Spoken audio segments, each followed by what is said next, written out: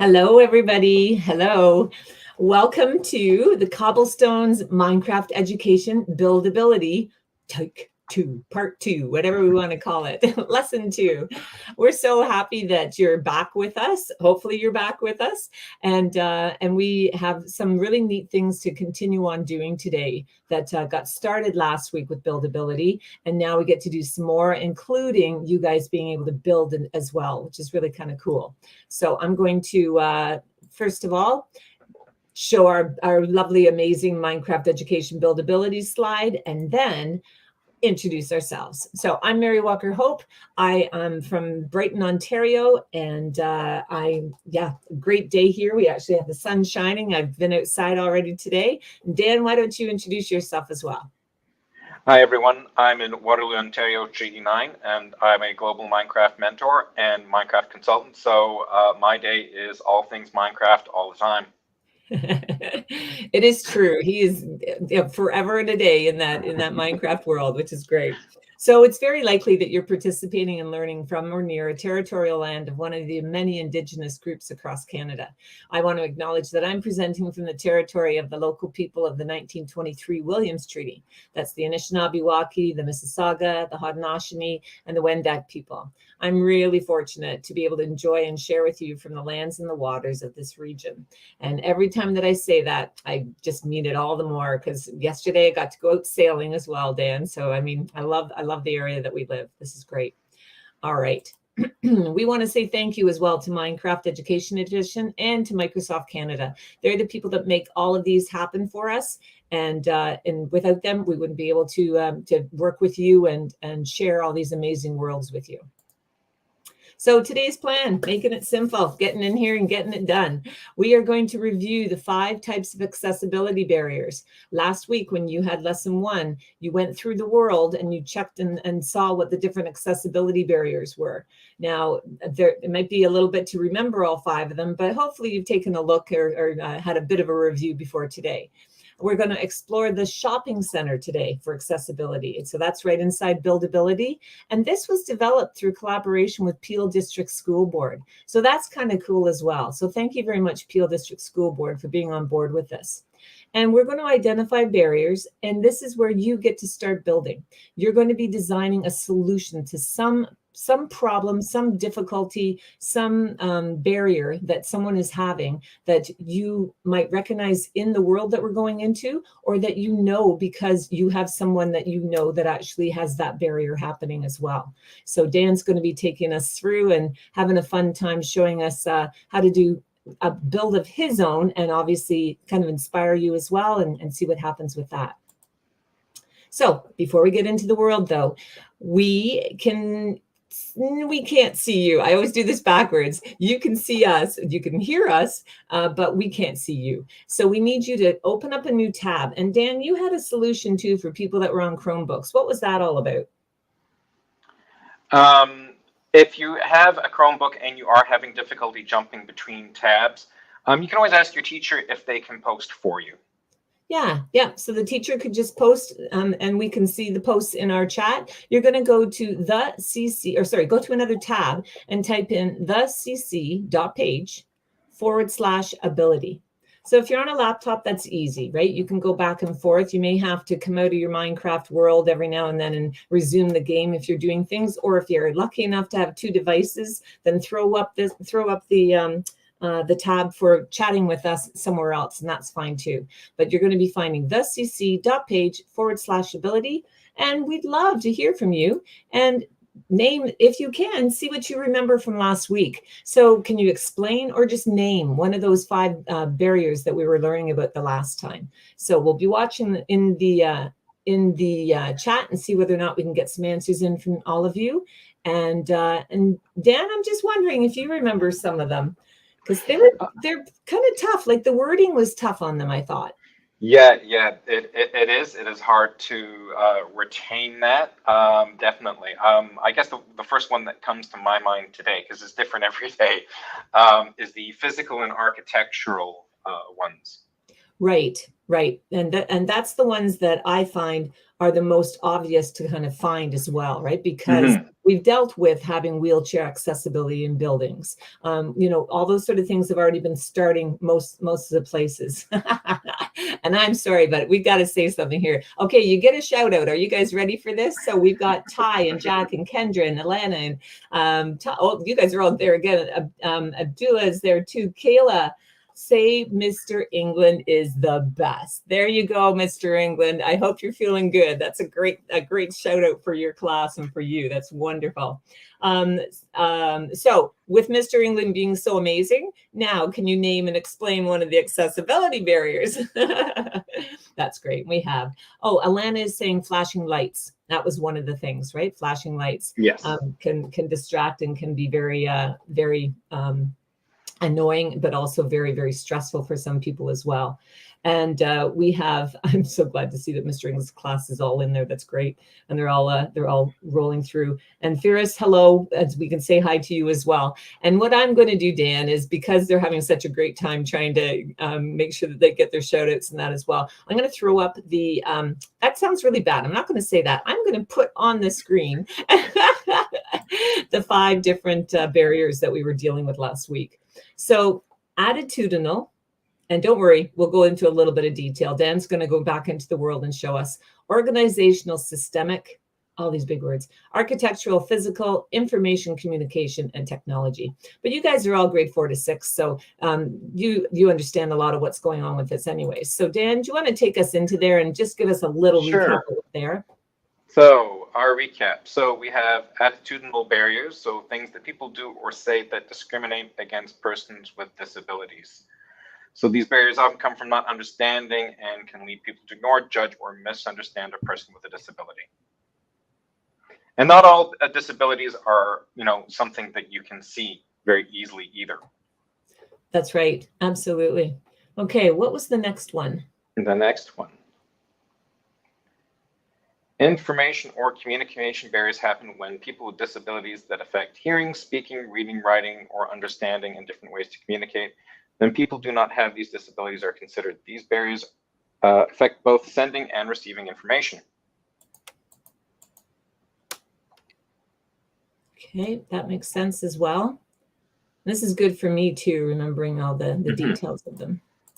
Organizational or systemic barriers are rules that groups or individuals enforce that discriminate against a person with disabilities. These barriers can stop people from being able to participate in situations and are often put in place by not including persons with disabilities in decisions. And this one is interesting for me because what they're saying about meetings or interviews. Nowadays, we can so easily add people in online. There's no reason that people have to be at a meeting in face-to-face. And a lot of companies are realizing that as well, which is great. But there are still some people that is like, nope, you need to be here in person. It's like, well, they can do some people can do better work actually in their own space. Yeah. And then architectural or physical barriers happen when the way a space is built or set up gets in the way of persons with disabilities from being able to fully use the space or building. Right. And all those sidewalks, hallways, all that kind of stuff. I also, it's interesting. My mother was actually in not a long-term care, but a retirement residence.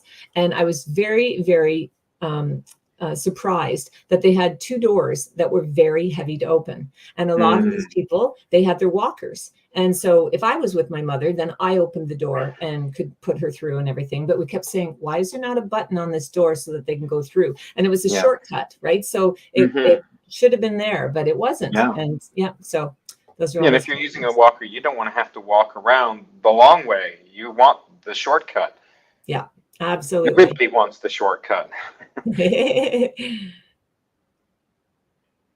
Technological barriers happen when technology or devices can't be used by the people who are supposed to use them. Sometimes this is because the technology can't be used with an assistive device, and these barriers are often related to information or communication barriers. And I actually had this happen last week or the week before, where I encountered a website where it had been designed to be rather decorative rather than functional. So As I get older, my vision isn't as good as it used to be, and I now have a hard time reading, like a white page with light gray writing, or an incredibly small serial numbers on things. Like if you're looking at a device and you're having to put in a serial number, and this happens to me all the time, I have to get out my phone and take a magnified picture of that serial number so that I can read it, because it's in a light or a dark gray on a black background. I can't read that. Even my daughter with like superhuman vision can't read it. So it's one of those things like, why not make this more accessible for, everybody? Right, absolutely. And Kendra was remembering the attitudinal barriers as well. She wrote that into the chat for us. And hi, Ollie. All right. So those are the 5 barriers. Those are the 5, right? Okay. So we know that there are more than 5 accessibility barriers. Absolutely. But BuildAbility is only featuring those 5 because they didn't have enough space. It would have taken forever to show everything, right? But it does give us a hint into what else is out there. Okay. And so just remember that there are lots more as well. All right. So we're going to actually load up BuildAbility, and Dan's going to take you through that just to remind you how to get there. Some of you may have saved your world from last day, and you were asked to do that. So if you did, that's wonderful. You're going to be able to get in this way. You're going to import your saved world, and I'll let Dan finish off talking about what happens there. So yeah, you can import your world if you've exported it before. It's different on different devices. If you're on a Chromebook, you should just be able to double click on it in your Google Drive. If you're on a Windows PC, you should be able to download it to your desktop and double click on it from there. If you're going through a web browser, it's not going to identify what Google Drive is and what those files are. But if you do have it already in your View My Worlds area, you can just click on it in there, and you don't have to import it necessarily again. Right. We also, if you are loading it from new, this week they've added a skip feature. So if you're playing the world from the beginning, if you just turn around and look behind you, there's a robot there that allows you to skip that tutorial. All right, and so we'll get you in showing that live as well. But if anybody needs to pause and catch back up to us, then that's fine. Do that, and Dan will take you through the instructions here, either through the new and featured one or the other way, right? That's right. Like all things Minecraft, there's always multiple ways of doing things. So today I'm actually going to go the long way. I'm going to go into my library, subject kits, social and emotional, and BuildAbility. Okay, do you want that one more time? I sure can. Perfect. All right, so play, view library, subject kits, social and emotional, BuildAbility. So I'm just going to create a role here, so I'll show you where that little skip robot is. Mm-hmm. Yeah, that's great that they have that feature now, because if not, today we would have had to have gone back through all those tutorials again, right? And we've already done that. We did that last week. It can be a little tiresome for those of us that have been playing Minecraft since 2009. So I still have to click here what I'm going to be using. So I'm using a Windows computer, so I'm going to click keyboard. And you will note that my computer loaded this super fast. That is because I'm using a gaming rig, and it's much faster than a Chromebook. So Chromebook may take a little while to load it, so just be patient. So I can't really move anywhere here, but if I look around behind me using my mouse or mouse pad, I can click on my robot and click skip and confirm to skip. Now I'm inside the atrium. Right. Okay. So that gets you to the atrium. And if we just have people that are joining us, if you have any problems or anything that you want to tell us about, just go to open up another tab and put in thecc.page/ability. Got it there on the bottom of the screen for you. If you're just catching in or coming in with us, that's great. Excellent. And I'm not seeing anything there. Kendra was saying that her favorite barrier was the person that couldn't play with his friends in the sandbox because of the wheelchair. And that's such a hard one, eh? I noticed our granddaughter, they have a playground and it has a foam everywhere, so that it actually is very safe for the kids if they fell off something. But wheelchairs could definitely go on it. Yeah. Yeah, I'm seeing a lot more of that these days. Yeah, absolutely. Okay. All right. Dan, Yeah. I'm not seeing too many other things happening there. So let me just go here for just a second. Oh, okay. And as we said, pause if you need to. If you don't see the skip NPC, you're going to pause the video until you've moved through the tutorial. It means that you haven't done the tutorial yet at all. And so if you didn't join us last day and this is your first time with us, then you'll want to still do that tutorial. Just pause the video, do the tutorial, and then you'll come right to where we are right now, okay? And you'll be able to explore. Okay. All right. We're going to the shopping mall today. So let's take you in there and we can get started. Okay, so the mall is keeping with accessibility features. It's color-coded, but it's also got a different alcove than all the other ones. So there's a different texture of blocks and setup in here so that we can identify it easily. So if you're coming in from the atrium, it's the first one off to the left with the magenta banners. And it looks like sort of a little mall kiosk in here. So this is the one we're looking for. And we're going to right-click on the button on the gold block to take us into the shopping mall. Now, with the shopping mall, we're introduced here with the guide. So if you want to get to specific areas, if you click one of these buttons, it will actually give you a path on the ground that you can follow to get to that specific location. Or you can just explore freely. And Dan, we're going to be asking the students too to be taking pictures, correct? That's right. So you will automatically, when you come in here, you will have a camera and a portfolio so you can take pictures of the different challenges that you encounter. And that's what I'll be doing too, and I'll be labeling them. And yeah, I'm going to start exploring this mall. Right, and I see the dots on the floor there too to lead you to something. Mm-hmm.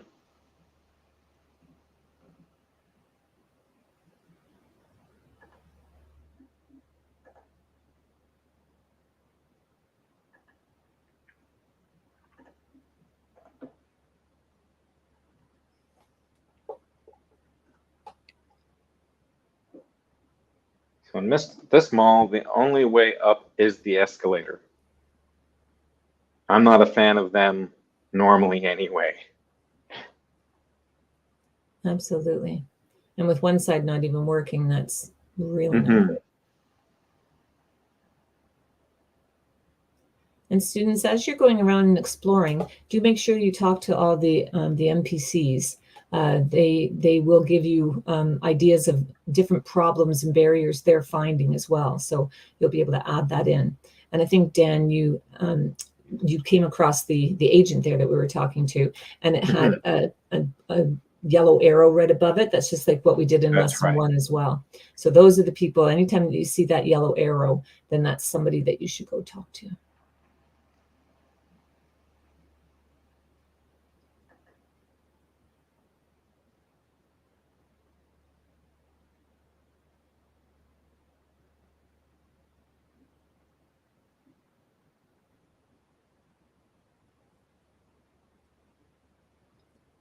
And Dan, I'm just going to mention too, and then I will go quiet as well, that to remind people that if you need to use the immersive reader, if you need to have these read to you, or you want to have these read to you, it's a feature that is there as well. Don't forget about that little book, and I'll let Dan show you where that was again.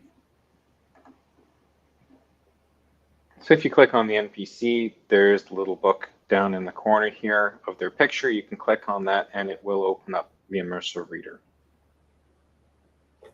And there we go. I'm just going to go back here and continue exploring. So you'll note that I am making actual notes in my portfolio as I go through it.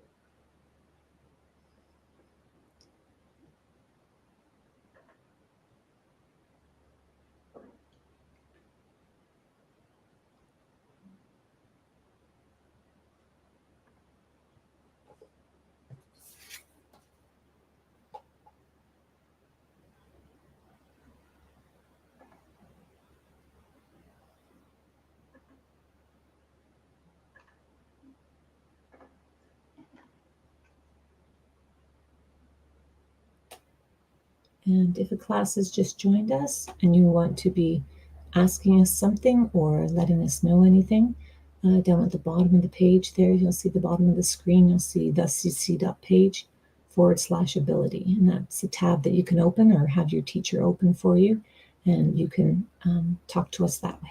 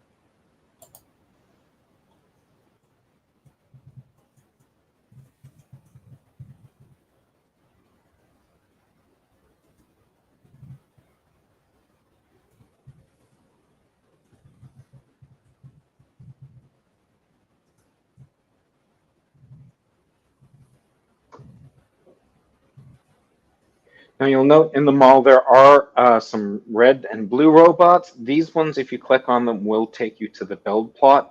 But I would recommend that you go and explore the full mall before you go on to that.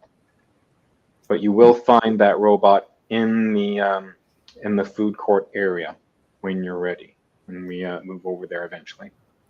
And Dan, just because you're talking right now, we have had some classes joining us. If they're wanting to join us in BuildAbility, they can either go in through new and featured and join us that way. Take a look, turn yourself around, and you'll see a skip feature, so you don't have to do the tutorial again if you've been with us before, or if you haven't done it before, you have to do the tutorial. But if we go in the other way, it's view library, subject kits, computer science, or no? Social and emotional. Social and emotional. I'll put it up on the screen here. And we're going through the shopping center right now. We're in the mall, taking a look at the things that are going on. And Evan, shout out for you at Bowmore, or Bowmore, however it's pronounced.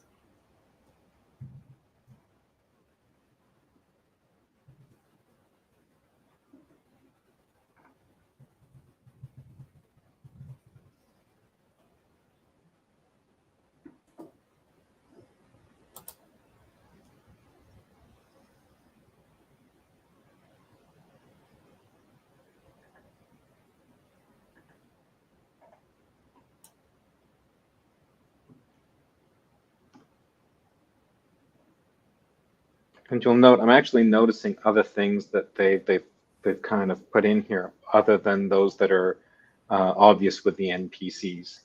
So there's other accessibility issues in here, and I'm just taking pictures and noting them as I go through too. Mm-hmm.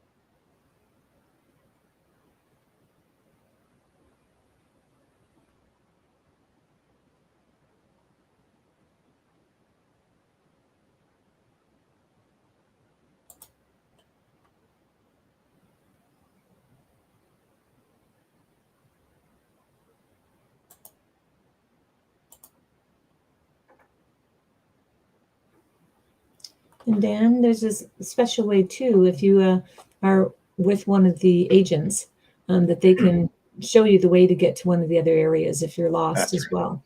So if you're trying to make your way back down somewhere, then click on the agent and they'll take you back to another area, but don't go back to the atrium. Do not hit that one. That takes you right out again.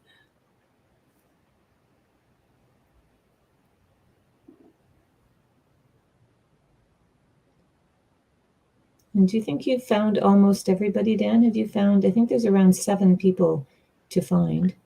I think there's at least 2 or 3 more. Okay. How am I doing on time? I think if I can give you another 3 minutes, that'd be great. Sure.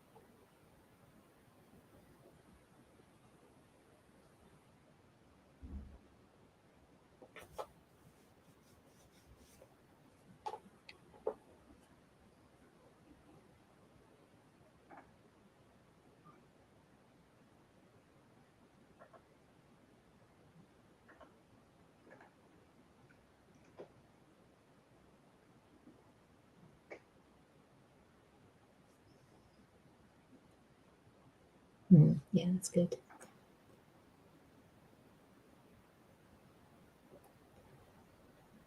All right, I think we better come back together. So I'm going to get the students to do the same thing. So students, if you can take a look back where we are. I know it's hard sometimes to leave the world when you're getting so into it. This is a great world for finding all kinds of things, that's for sure. So we're going to take a look and ask you as well for some answers. We'd like to hear from you again. So you've explored now in the shopping center, but what accessibility barriers did you identify? What did you see in there already? And you're going to answer at the cc.page/ability. And again, as we said, if you're on Chromebooks and you're finding it hard to go between two different tabs, then just maybe get your teacher to give your answers, and we'll see them in our chat line as well here, okay? One of the things that I saw that kind of blew my mind was when we were talking to or you were talking to the young girl that was trying to buy the candle. Mm-hmm. And I know, yeah, that's hit you before, right? You were saying, we were talking earlier that those scents, I mean, some people, I don't know, I could never work in a store like that because I couldn't handle all those different scents all the time. Yeah, it can be overwhelming, and certainly, I mean, a lot of the things that are in here are reasons why I tend to avoid malls in general, because overall it's just an overwhelming experience. Smells, cramped spaces. Yeah, there's not a lot of thought, I think, that goes into the accessibility considerations when they build places like that. Yeah, that's and it's so true. But I mean, and these buildings have been there though for a long time, right? That's the thing. Shopping malls kind of were a thing that were built back in the 80s and the 90s. So the buildings are already there, and they're trying to, now it's going to be a retrofit, really, right? Mm-hmm. So I love that we had Abdullah and Alana and Kendra and Callum all mentioned about the Garrett, I think it was, that was blind and Yes. found it really hard to shop, right? That was really cool. Oran was saying it's hard for them to walk. Lawrence said they found a shy person as well. They were really shy. They didn't want to go near people. Jackson was saying there's not any places to sit or rest in the store. I know, that's crazy. Like that's like for me, that's a given. I need to find a spot to sit down. And Travis said the places were making people overwhelmed, right? So just the lighting, anything, there was all kinds of those things, those scents. Ty noticed as well that Garrett was blind. And I love the idea of thinking of something that might be really good for him in the build that you guys do next, because that's what we're going on to now, is thinking about what can I build? What would be a solution that I could do? Ty and Jack both were saying about that's obviously the one that they noticed the most. That's cool. And I think as well, if I go on here to the next slide, we have two of the people that we met. So Anthony and Dominic, and I'm not sure whether or not I noticed that I totally did never and have never thought of this before, but Anthony was using his phone to actually translate signs and menus. And I thought, oh my gosh, because so much of the stuff that I am ever in is always in English. And I'm lucky, English happens to be my first language. So I never, ever would have thought of that. But if the Wi-Fi is not free and you can't use their Wi-Fi, then what's he going to do, right? And yeah. As a person that's been in tech for many years, I'm not comfortable necessarily joining a lot of public Wi-Fi because they're not always terribly secure. So I need to have a phone with, network access other than the Wi-Fi, because I would rather use my data plan rather than use a public Wi-Fi in some scenarios. Right. And you were saying as well, Dan, when we were talking earlier, that sometimes the walls in a mall are thick enough that your data doesn't even work inside. So yeah, that's an accessibility thing. And John was saying the same thing. He mentioned about the Wi-Fi and that too, which is great. Genevieve was mentioning it made people anxious. Alana and Aviv was saying that it was a really tight space in one place. So what about Dominic? What do you remember about Dominic there, Dan? I believe Dominic was having trouble accessing the shelves that were up high. Yeah, that's right. And for me, I'm almost 6 feet tall. So for me, I have troubles accessing the ones on the bottom. So I would love to see somebody invent something for a store that maybe the shelves could move around or things could happen. I don't know. But I mean, this is up to you. You guys are all grade 4, 6. You have the most amazing minds. So please, we'd love to see what you come up with for your build. All right. Ugoshi, what do you think was happening there? Oh, I know. I'm sorry. She was the scent one. That was the one with the candles. That's right. Yeah, absolutely. So we did talk about her already too, but big issue for a lot of people for sure. Then we had Sanjay and Zara. Do you remember about Sanjay?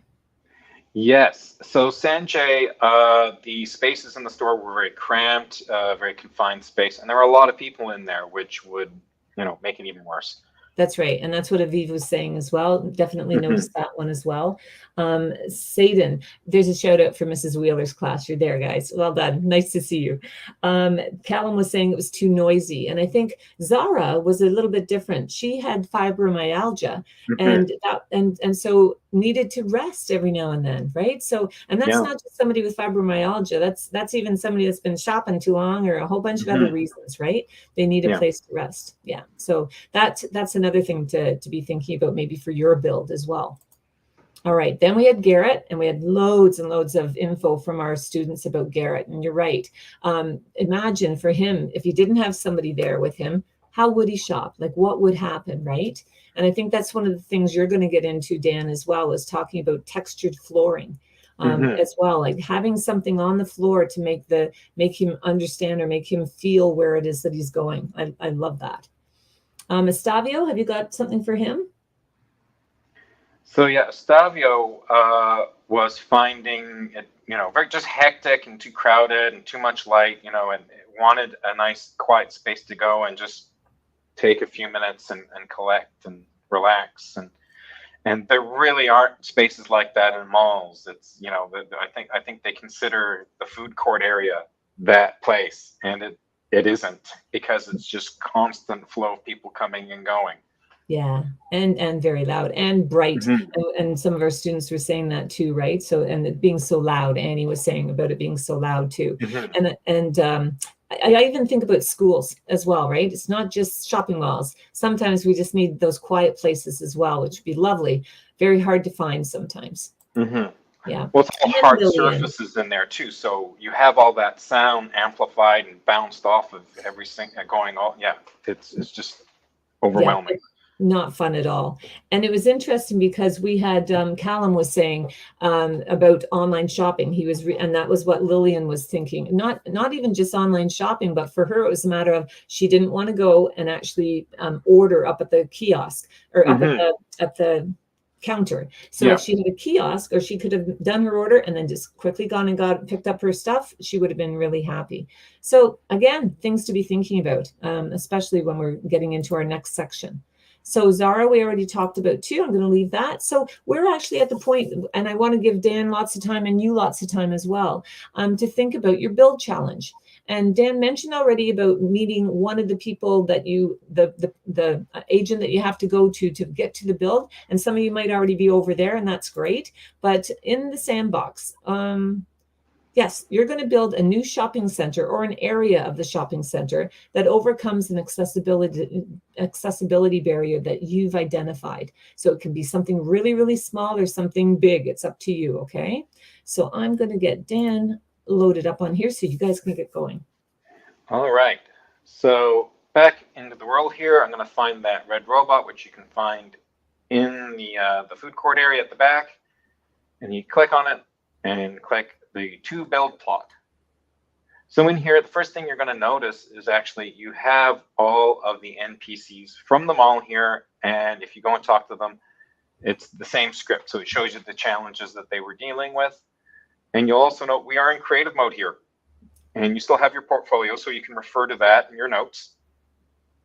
And we can fly around here. They've already built some of them all for us, so we can actually come in here and alter the mall or some of the areas to what we want to change them to. Or we've got some empty plots here that we can build in. And additionally, if I have time, I'm gonna jump out. I'm gonna do a few things here, and then I'm gonna jump out maybe to somewhere else and show you some other things that I've done. Because and Dan's commands are locked in here, so we can't actually use command blocks or NPCs. So that can be, if you want to use those advanced features, feel free to jump out and go to a block of grass world. And so Dan, as well, you were showing them how to fly. Can you just remind people where you found that? So if you press your H button, you'll see your keyboard hints. If you double tap and hold down the space bar on the second tap, it will allow you to rise up. You can lower yourself down with the shift button, and you can double tap the space bar again to come crashing to the earth. Thanks. So I'm just going to maybe throw a couple of features in here really quick, and then I'm going to maybe jump over to another world. Sounds good. Let's go. And all Dan's doing is putting everything down in his hotbar.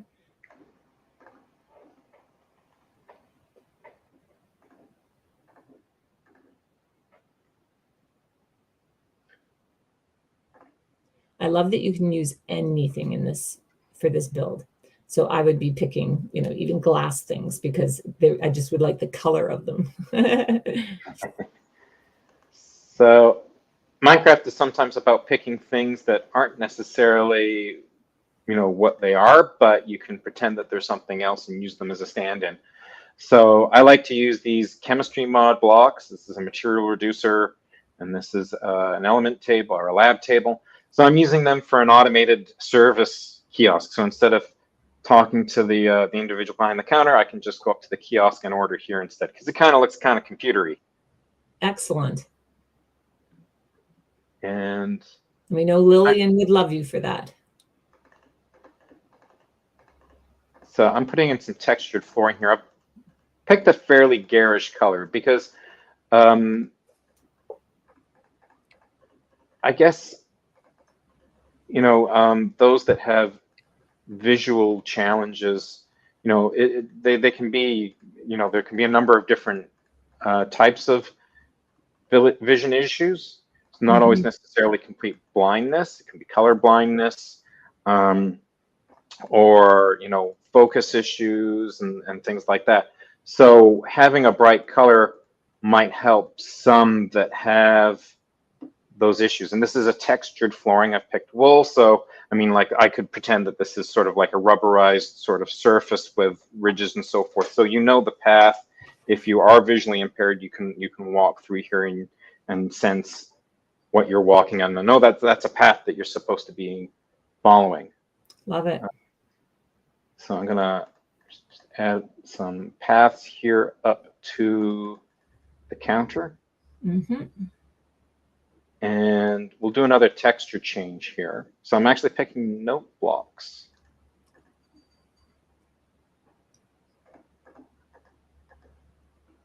Anyone know why I might pick note blocks and put pressure plates on top of them? We'll wait in the chat and see if anybody adds in. They could be busy building by now. We don't know, but maybe one of the teachers can shout it out to us if some of their students know the answer.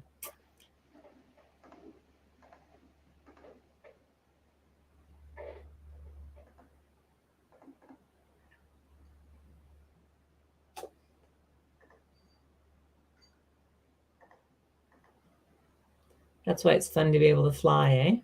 Yeah.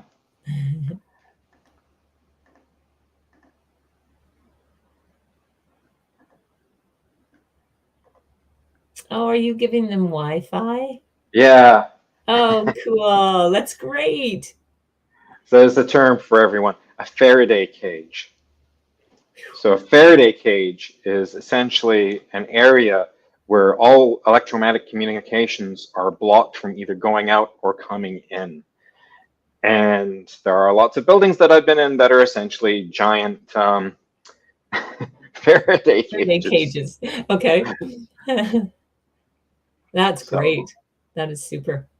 I'm going to make one of the things I noted was no accessible seating. So let's take out some of those Anthony benches. is going to love you as well. Now we have Anthony being able to be in this mall as well, which is great. So the reason I added note blocks was because in addition to a textured path, I also wanted to create one with audio cues. So just, multiple sort of techniques there in the same sort of process in addressing those challenges, so that if you walk over that space, you sense that there's, a texture there, and there's an audio cue that there's something else there that you can go and interact with. Oh, that's great. Yeah, I love that idea. All right, and you know what? I am not a fan of a lot of hard surfaces. Use wool again.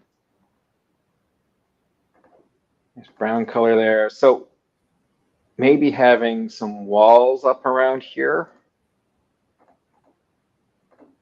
with, like cork, I think is a good material. And there's other sound absorbing materials that help dampen, a lot of those sounds. So I'm thinking of adding that kind of thing in here, just so that it, particularly in a busy area that's really loud, like this food court, having some of the walls made out of this material, sound absorbing materials, will help people that are coming in here. That's a great idea. Yep, I like it. All right. That's a start. Yeah, for sure. Right, so maybe I'll just jump over now to another world, and I can demonstrate some other more advanced techniques over there. Sure. So this is a flat plane of grass. There are some structures here that I've already built. Let's clear the weather here. Yeah. So I've got a block of apartment flats here, and if I've built a wheelchair lift. So if I walk up on it, it automatically pops up, and as soon as I walk off, it lowers itself down. So it actually senses you. That's great. And I've done the same thing with the doors. So as you walk up to them, they sense your presence and open up. Okay. And I've done the same thing with, I've got a lift here. So I'm not a big fan of escalators. I prefer a lift if I have that option. So Right. I've built or an elevator, I should call it. So I've got an elevator here. Again, the doors sense and open as soon as you approach them. And then I can, like, I could go up to the 4th floor here, and I can walk out, and there's a rooftop garden here. Oh, that's cool. So it's meant to be an accessible space. So maybe I'll see if I can throw together in the last few minutes Okay. quickly an elevator system. Sure. Well, you've got 10 minutes, so you're good. So some of these things are sort of advanced things. You know, you don't have to feel like you have to do these. But if you're watching, you can take note of some of the stuff. Maybe it's something that you can work on. Although there's probably a lot of Minecraft experts out there that already know all this stuff. You never know. We always have so Yeah. many different levels with us, right? So I'm giving Lawrence is myself saying that he's having a great time, that this is so much fun. He's enjoying it a lot. And Gibson, there we go. Gibson said the note blocks. So there we are. The note blocks could be used to help someone if they can't see. And that's perfect. Thanks, Gibson, for adding that in.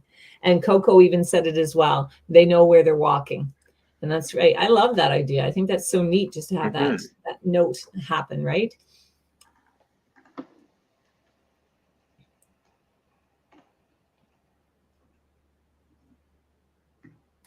These are a lot of commands.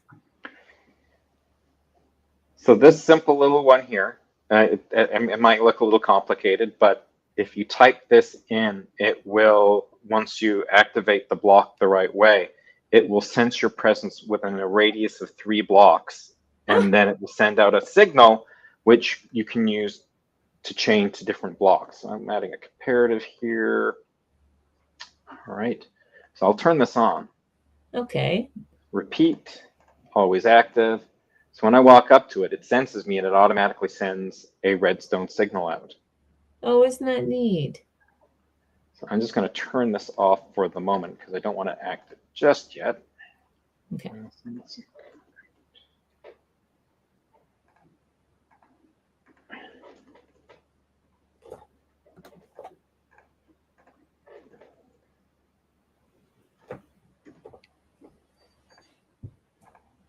Maybe some of our students are out there as well, if you can, or if you can tell your teacher to let us know. Let us know what it is that you're thinking of building. What's going on in your world? What's happening? Or if you're just watching Dan do what he's doing here and know that you're going to build something later, that's fine too. It's very fun to watch, that's for sure. And this, as we said, this is a totally different world. So we're not in buildability at the moment. But if you are in buildability and having that creative mode, yeah, what sort of things are you making? What barrier are you working with?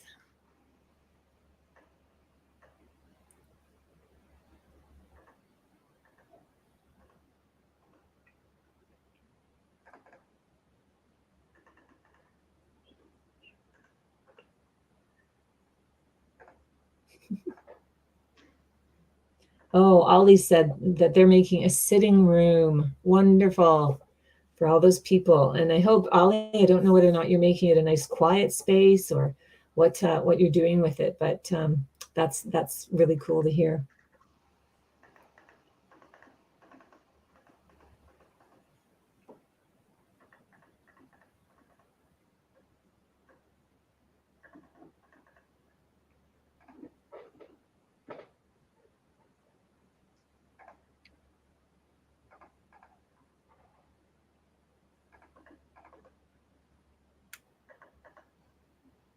I like to add the slate blocks in there. It makes it look like it's those runner areas of the doors there. Right. So this is where it gets a little tricky. I need to take note of the coordinates. So you can turn them on in settings for your world. If you scroll down, you can click on show coordinates, and it will show your coordinates up there in the top right corner under position. So I have to note a couple of these down. So I'm just going to write them down really quickly here. And I know you meant top left. It was your other right. But... Oh, yeah, it's my other right. Yes. Thank you. And the other one is here.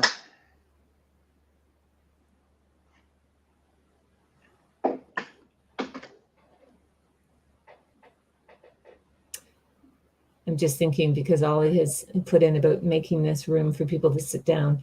That's a room that you can have some neat colors and textures and things. And think about making it so that it will be accessible for Garrett as well, right? That if you have a textured floor that leads into there, that would be really neat as well.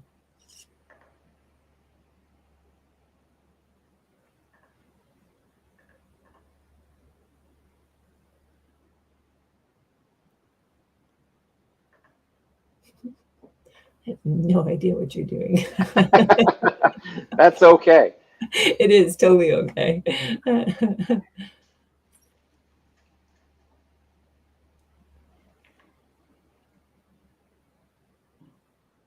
Again, nobody should feel like they have to do this. I just wanted to show something kind of cool in advance today.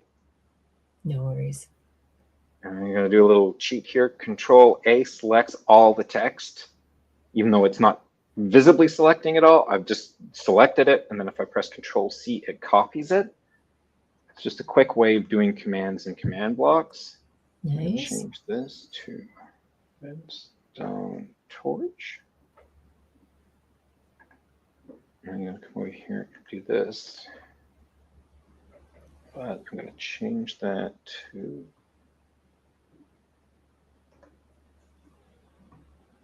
if you use commands and command blocks a lot, there's a lot of text that you have to write. So it's nice to be able to just copy and paste text to not have to type everything every time. Right.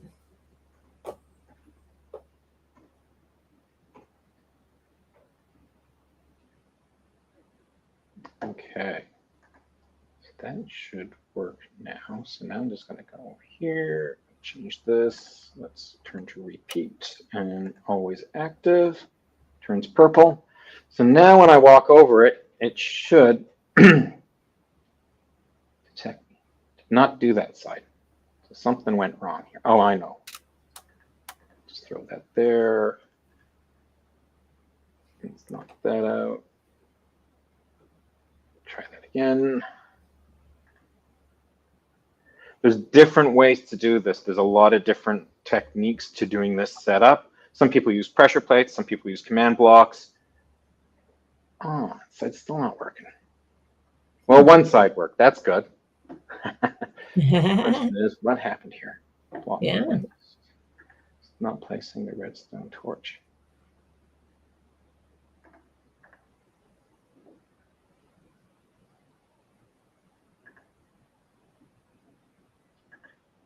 Oops.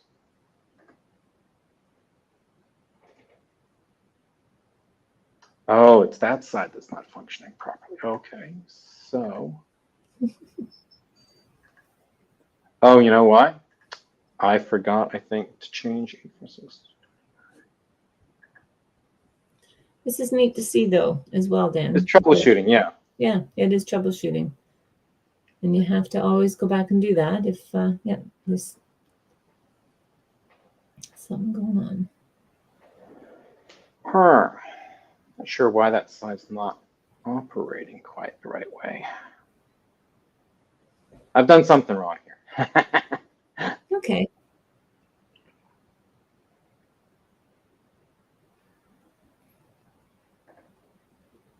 Oh, Leah has just mentioned in the chat that she's making an automatic trampoline for people who can't jump for themselves.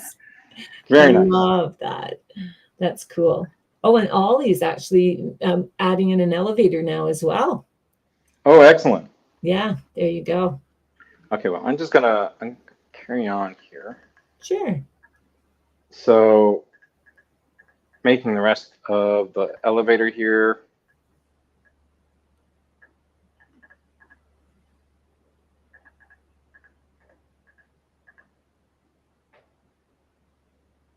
And I can give you a couple more minutes. So you're still good? So what I like to do is I'll put in a teleport block here. So that'll send me to another location. So it could send me to another floor here. Oh, nice. So it doesn't actually the elevator doesn't actually move. It just beams you into, teleports you into an exact duplicate of the same room that you've made for the elevator. Perfect. And then you'd have another teleport block up here, for example. So you take note of where you were standing here. So you need the position again? That's right. Got to write it down. So that's the one for the bottom, and I need one for the top here. Bottom, top.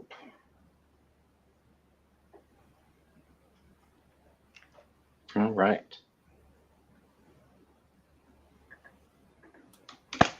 So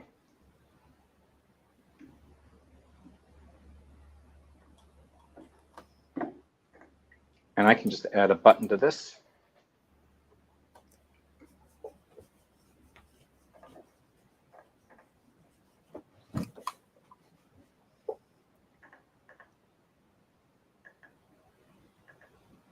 You must have night. Right. I forgot. There we go. So you can see that it was teleport at P. So anybody who presses the button, and it will send them to that location.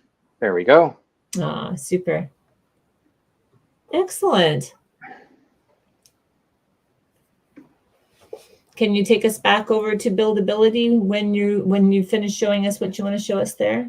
Sure. So now I can beam between the two locations. Oh. And yeah, normally it would look a lot better like it does in my block of flats here. So let's go back to BuildAbility. Sure.